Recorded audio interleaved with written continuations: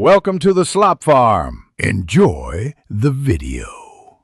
You start by making Apple Pay ready.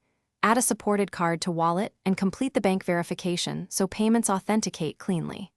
Once done, update iOS and the Prizepicks app. Make sure Face ID or Touch ID is enabled for instant confirmation. You also need Prizepicks account verification. Upload ID and confirm your billing address matches the card. Doing these now avoids holds and declines later, and it speeds the deposit flow when you open Prizepicks to link Apple Pay. Open the Prizepicks app and go straight to the cashier or deposit area. Don't navigate elsewhere. Select Apple Pay from the payment options. Prizepicks will present the cards in your wallet, so pick the one you added.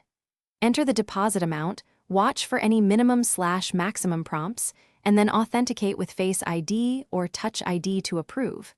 If Prizepicks asks for additional verification, follow the on-screen prompts. This step links the payment method and authorizes the first transaction. After authentication, confirm the deposit by checking Prizepicks transaction history. Completed deposits appear immediately, while some card issuers place short holds.